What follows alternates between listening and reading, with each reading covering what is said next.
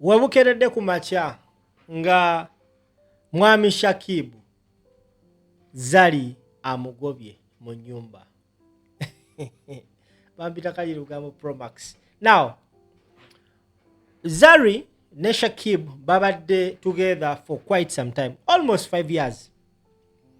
After Zari okubanga breaking up ne Diamond Platinum, kyamutwalira ebbanga okufuna omusajja gwawangala naye mpaka lwe yafuna Shakibu. Awo wakati yafunawo relationships eziwerako, naye later on those yafuna Shakibu for reasons we don't know and we don't want to know. Now, enkya ya leero Zari ng'ayita ku mutimbagano, ng'ayita ku status ye, agenze n'ateekayo post nga agoba Shakibu. Shakibu bamugobedde ku status. Naffe tetuwena Kalirugambo Pro Max nga bulijjo njifunyeeko copy. Agambye nti 5 years later, after much thought and reflection, we believe it is best for us to part ways. Due to irreconcilable differences, while in this wasn't an easy decision, we feel it is the right one for both of us. We appreciate the time we shared, the memories we created, and the support we gave each other. There is no anger or resentment. Sometimes two people simply grow in different directions. We value each other and remain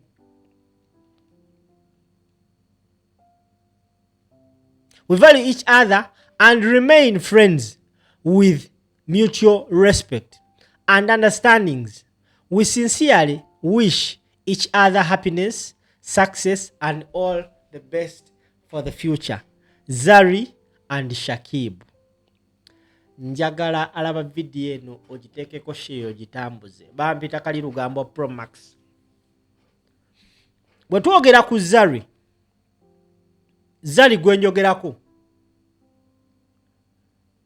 y'omu ku bakyala bemanyi mu ggwanga Uganda ababadde mu relationships ez'enjawulo. Omwana agenze n'atemaatema ebifaananyi by'abasajja Zari bazze ayagalako. Nange munnaaye siwena ne nkuleetera ebimu ku bifaananyi. Sibiinaako bukakafu naye mbisanze ku social media. Oyo Sempala we all know. Ye musajja yekayeke yakafulumya nudes ze ne zirinkinga. Yaliko mu love ne Zari. Diamond Platinum mwena mumumanyi. Oyo simumanyi nange. Simanyi baba datinga naye ekyo nakyo kijidde mu list. N'oyo naye wuyo. Shakibu ye musajja abadde agezezzaako wangaala naye emyaka 5 contract eweddeko agobeddwa. Ivan Semwanga oyo tagenda kuvaawo, ye yasooka, ye yamufuula famous era amwinamu n'abaana 2. Oyo naye yaliwoko mumujjukira. Shakibu yabadde asigadde nga ali mu butaala. Wabula webukeredde olwaleero Shakibu abadde mugobe. Now, nina phone call gye interceptions gyenguddemu nga Shakibu ayogera ku nsonga ze ne Zari. Kye simanyi nti oba yakaakati oba ya leero oba ebadde ya days oba months oba years back. Naye ndabye nga mwetaaga owulira ku mawulire ganeeno.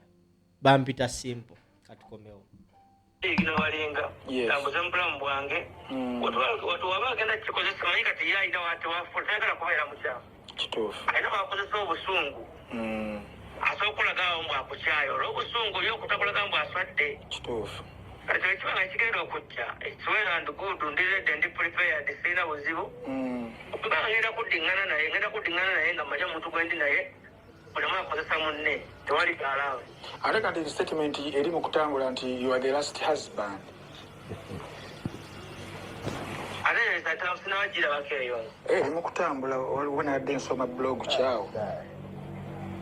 ku podcast simanyi nenga kiyinza okugamba ebintu ebitambuza ensi eno biri bibiri communication okujeko sente communication na respect kituufu teri bufumbo buyinza kutambula ne buwangaala nga temulimu respect ze singa zana batandabirira nga mbeezaawo nga ndi committed disrespect naye nebeezaawo nekolera buli kimu netobeera ng'omusajja ekinene ennyo ntamikuli ate katonda ekinene ennyo sente ze nali nfunyeeko ennyingi zali mwena mukimanyi musimu si muntu mugabi muntu mukodo simuwaidde buli omu akimanyi kuba ku mikono gye paka baganda be ekinene ennyo sente yali ampadde ezente nnyingi ez'awamu nagenda naye Tanzania ne bamuwa 10,000 emitwalo gyalinga ng'ena kwe kunkwatira 2,000 n'azimpa atogenda kuddawo olwokubanga mpaddeyo emiliyoni ye Uganda emukitundu ddawo mumanyire mbondabirira neneebeezaawo bintu byenkola ndabeka miliyoni sibetinga mu nnaku 2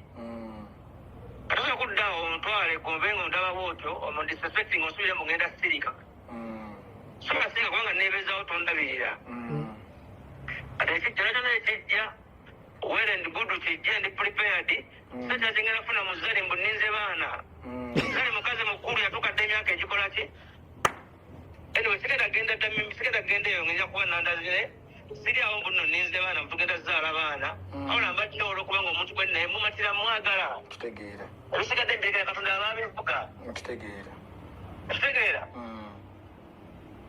hello nkutegeera muganda wange tereka abantu Shakibu agamba ki linnya nakumanyika ffe kubeera famous kyafunye ku mukazi oyo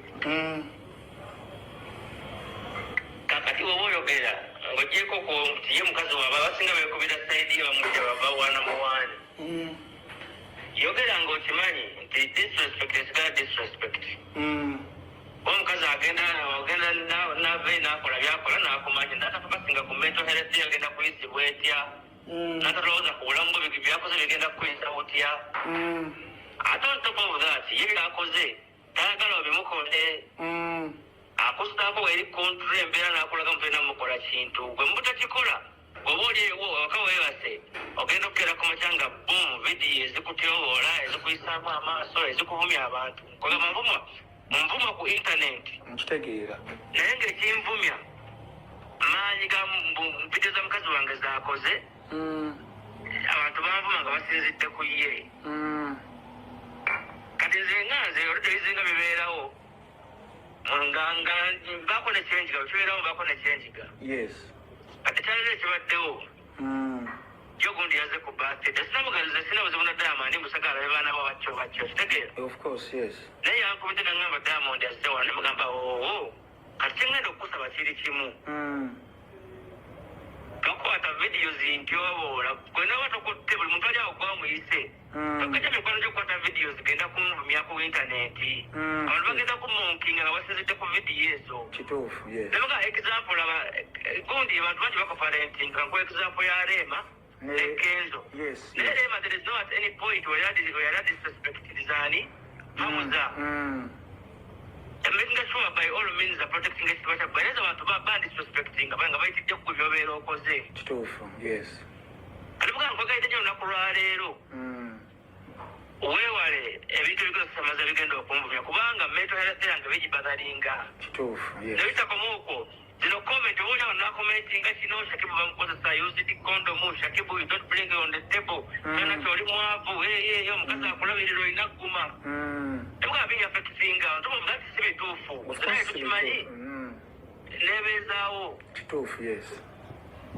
kati nabaja munaye ekyala onagaza okulaba nga ki ng'ate vidiyo nazitandisa okufulumira kumu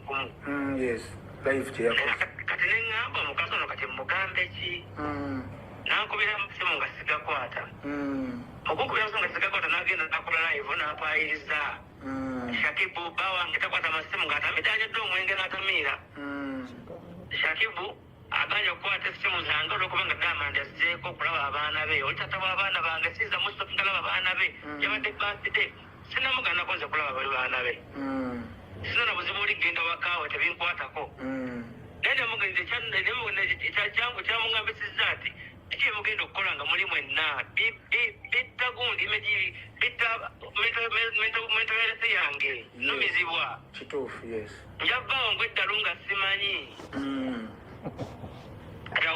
avudde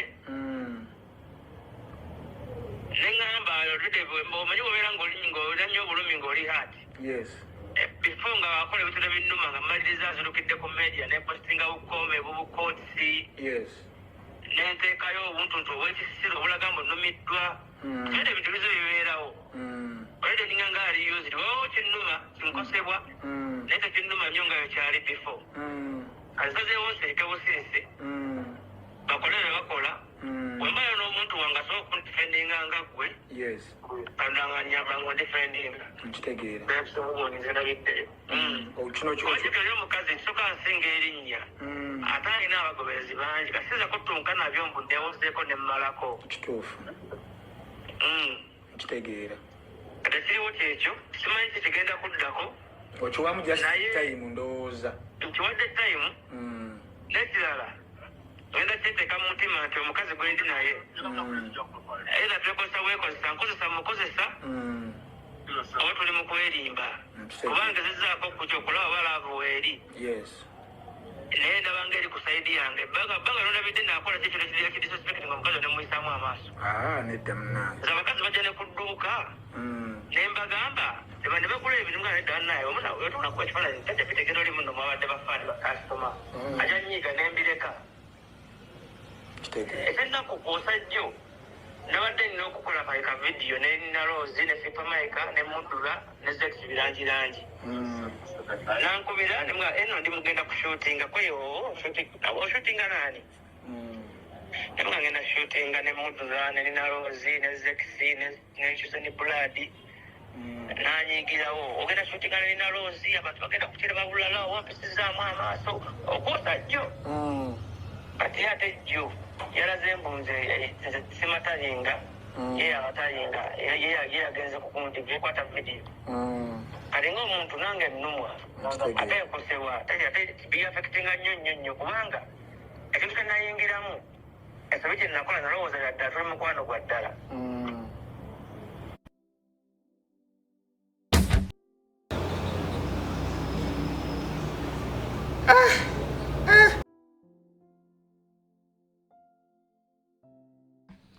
Alright, oyo ye Shakibu nga tottola nga nnyonnyola embeera gy'ayisiddwamu okuva olunaku lwe yakkiriza okuba nga abeera mu mukwano n'omukyala Zari. Naye bannaye by'omukwano bino bizibu. Zari Shakibu amugobedde ku status. Naye nga kirabika ne Shakibu yali yakoowa dda musajja talina kyakukola akategedde